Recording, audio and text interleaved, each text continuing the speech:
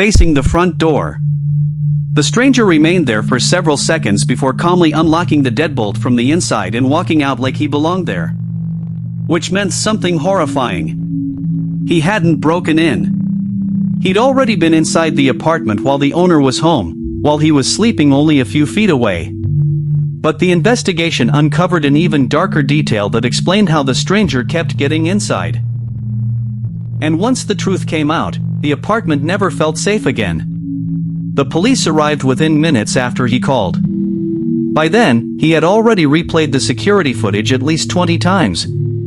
Each viewing made it worse. The man in the video wasn't rushing. He wasn't panicked. He looked calm, comfortable, familiar with the apartment. The officers searched the place carefully but found no signs of forced entry. No broken locks. No damaged windows. One officer paused when he watched the footage.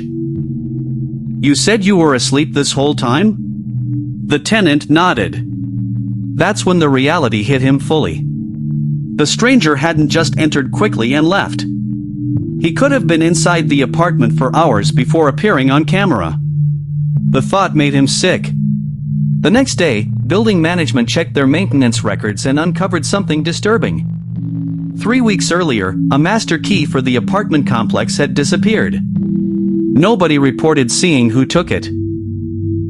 Nobody knew when it vanished. And suddenly every strange thing from the previous week started making sense. The hallway light being on.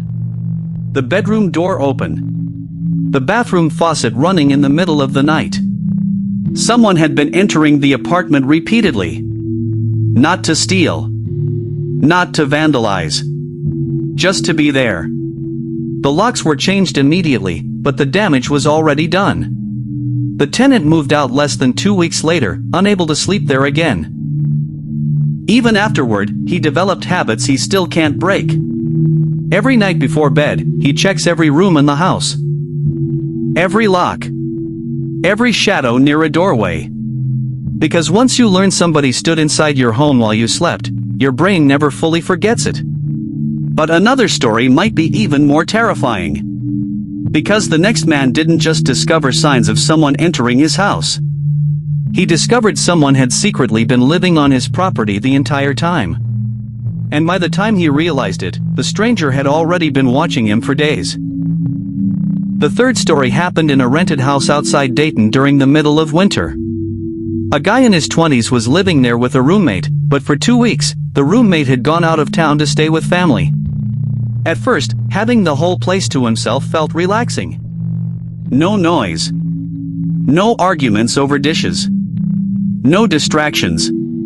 But after several nights alone, the silence started feeling different. Too noticeable. Too heavy.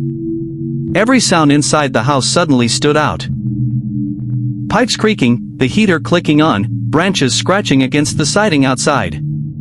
One night, he came home from work close to 1 a.m. and headed into the kitchen for water. That's when he noticed the back door. Unlocked. Not just unlocked, the chain lock hung loose too. He stared at it in confusion because locking the door had become a nightly routine. Deadbolt first. Then chain. Every single night without exception. He tried convincing himself he'd forgotten. Then he saw the chair. An old wooden chair normally kept in the kitchen corner had been moved into the center of the room, facing directly toward the back door. Someone had placed it there intentionally. He knew immediately he hadn't done it. For several seconds, he stood frozen in the kitchen doorway, unable to decide whether to run or search the house. Finally, he forced himself to check every room. Closets. Bathroom. Storage room. Nothing. Nobody. Still shaken, he locked the back door again and shoved the chair back where it belonged. Then he spent the rest of the night sitting on the couch with every light in the house turned on. The next morning, he called the landlord, but the response sounded careless and dismissive. The landlord promised to look into it, then never followed up. A few days later, something even stranger appeared. There was now a heavy padlock on the backyard storage shed. A lock he had never seen before. And when police finally opened that shed, they uncovered evidence that made his stomach drop instantly. Because someone hadn't just been entering the property, they had been staying there. The storage shed sat only a few feet behind the house. Inside were ordinary things: bikes, winter clothes, old boxes, tools nobody used much. Nothing valuable enough to explain why someone would break in. But that strange padlock hanging from the door changed everything. When his roommate confirmed he hadn't installed it either, panic finally replaced confusion. That night, police arrived and cut the lock off while the two tenants stood nearby watching nervously. At first, nothing looked unusual. The officers searched around with flashlights, checking shelves and boxes. Then one of them crouched near the back wall and pulled something forward. A sleeping bag. Rolled tightly behind an old space heater. Not theirs. The entire shed suddenly felt smaller. Someone had been using it as a place to sleep. Someone had been living only a few feet away from the house while they believed they were completely alone. The police searched the area again and questioned nearby neighbors. An older woman from down the street mentioned seeing a man walking through the alley behind the home several nights earlier. She assumed he lived nearby and never thought much about it. But the timeline matched perfectly. For days, maybe weeks. A stranger had apparently been entering the property at night, unlocking doors, moving furniture, and returning to the shed before morning. The realization terrified him more than any break-in could have. Because it meant the stranger wasn't acting randomly. He was comfortable there. Watching. Waiting. The tenants changed every lock on the house themselves after that. New deadbolts. New chains. Brighter outdoor lights. But none of it helped the feeling that somebody could still be nearby, hidden somewhere in the dark. Police never identified who used the shed. No fingerprints matched anyone in the system. No arrests were made. Eventually, the case simply faded away like these situations often do. But the guy later admitted something that stuck with me. He said the worst nights weren't the ones where strange things happened. The worst nights were the quiet ones afterward, when nothing happened at all. Because that silence made him wonder if someone was still out there watching the house from the darkness, waiting for another chance to come back. After the police investigation slowed down, life inside the house tried to return to normal. At least on the surface. His roommate came home a few days later and acted calm about the whole thing, but both of them started changing habits immediately. They double-checked locks constantly. Curtains stayed closed all night. Every strange noise outside made them stop talking and listen. The house no longer felt like home. It felt occupied. One freezing night near the end of February, the power suddenly went out around midnight. The television shut off, the heater died, and the entire house dropped into darkness. Outside, the neighborhood remained mostly black too. He grabbed his phone flashlight and checked the breaker box in the hallway. Everything looked normal. The outage seemed to affect the entire street. That should have been comforting. Instead, it made him nervous. Because darkness outside meant nobody could see the backyard. And that shed was still there. About 10 minutes later, while sitting silently on the couch, he heard it. Footsteps. Not inside the house. Outside. Slow crunching sounds moving through the frozen grass behind the kitchen window. His roommate heard them too. Neither spoke. The footsteps stopped near the back door. Then came a soft metallic sound. The doorknob moving gently. Testing the lock. His roommate immediately whispered, "Call the police."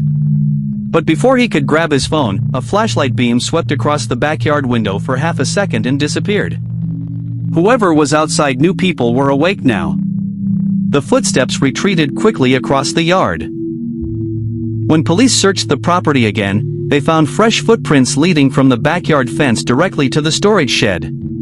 But the shed was empty. The sleeping bag was gone. Whoever had been staying there knew the police were involved and had returned one final time before disappearing completely. A month later, the two roommates moved out early despite losing money on the lease. Years afterward, he still remembered one detail more clearly than anything else. The person outside never tried to force the door open. That meant they expected it to open eventually. And sometimes, late at night, he still wonders how many evenings that stranger stood quietly outside the house, watching through the windows while they laughed, ate dinner, and believed they were alone. Years passed after those nights, but none of the people involved ever completely recovered from what happened. The man from the farmhouse outside Knoxville still sleeps with lights on near his hallway. The tenant from Columbus still checks his security cameras before bed every single night. And the roommates from Dayton never rented another isolated house again. Because once you experience something like that, your mind changes permanently. You stop trusting silence. You stop ignoring strange sounds. You notice things other people don't. An unlocked window. A moved chair. A hallway light that shouldn't be on. Most people think fear comes from seeing something horrifying directly in front of them. But real fear is usually quieter than that. It's the feeling that something is wrong before you can explain why. The feeling of being watched in your own home. The feeling of hearing footsteps outside after midnight and realizing there shouldn't be anyone there at all. And the worst part is this. None of these stories ever got proper endings. No arrests. No clear explanations. No answers. Just ordinary people forced to continue living with the memory that, at some point, a stranger stood only feet away from them in the dark. Maybe inside their home. Maybe right outside the door. Maybe watching silently from somewhere they never thought to check. That's what makes these stories linger in your head long after they're over. Not the screams. Not the violence. The uncertainty. Because somewhere tonight, somebody else is probably hearing an unexpected knock, noticing a light turned on, or discovering a door standing open when they know they closed it earlier. And they still haven't realized they're not alone yet. But there's one final story about a late-night phone call that ended with police uncovering something far worse hidden beneath a house. A man named Eric was renting a small home outside Louisville when the strangest nights of his life began. The house was old, built sometime in the 1940s, with uneven wooden floors and a narrow crawlspace underneath. He lived alone and worked overnight security at a trucking company, so his sleep schedule was backwards from everyone else's. Most evenings, he woke around sunset, made coffee, and got ready for work while the neighborhood went quiet. At first, the noises seemed normal. Soft creaks beneath the floorboards. Occasional tapping sounds from the walls. Old houses settle. Pipes shift. Wood expands in cold weather. That's what he kept telling himself. Then one night, while sitting in the living room around 2 a.m., he heard something impossible. A cough. Not outside. Not from another room. From underneath the floor. He muted the television and listened carefully. Silence returned immediately, making him wonder if exhaustion had messed with his hearing. The next few nights, it happened again. A faint movement below him. Scratching. A soft thud. Then, around 3:15 one morning, his phone rang unexpectedly. Unknown number. When he answered, nobody spoke for several seconds. All he could hear was breathing. Then a whisper came through the speaker. Don't look under the house. The line disconnected instantly. Eric stood frozen in the kitchen staring at his phone. At first, he thought it had to be some kind of prank. Maybe coworkers messing with him. But deep down, he already knew something wasn't right. Because earlier that same evening, he'd noticed the crawlspace door beside the house hanging slightly open. And he clearly remembered locking it the week before. The next morning, after barely sleeping, he grabbed a flashlight and walked outside. The crawlspace entrance sat low against the foundation, covered by a rusted metal hatch. The lock was missing. Not broken. Removed. His heartbeat pounded louder with every step as he slowly pulled the hatch open and aimed the flashlight into the darkness beneath the house. At first, he saw nothing except dirt and support beams. Then the light landed on something near the far corner. Blankets. Food wrappers. Water bottles. Someone had been living underneath his house. And when police searched deeper into the crawlspace later that day, they discovered something that terrified everyone involved. Because the person hiding there hadn't just been sleeping beneath the home, they had been secretly entering the house at night while Eric was inside. Police searched the crawlspace for nearly an hour. Hidden near the back wall, they found a small backpack, stolen mail from nearby homes, canned food, and several photographs of Eric taken through the house windows at night. That discovery shook him more than anything else. Someone had been watching him for weeks. One officer eventually uncovered a narrow opening leading directly into the house through a loose section beneath the laundry room floor. The person hiding there had been climbing inside at night after Eric left for work, and sometimes while he slept during the day. Neighbors later reported seeing a thin man walking through the alley behind the property late at night, but police never caught him. Eric moved out within 3 days. Before leaving, he said he walked through the empty house one final time, checking every room carefully. Everything looked ordinary. Quiet. Safe. But he knew better now. Because some places don't feel haunted because of ghosts. They feel haunted because at some point, another real person was hiding in the dark only feet away from you. And that's much worse. So tonight, before you go to sleep, double-check your locks. Look twice at that hallway light.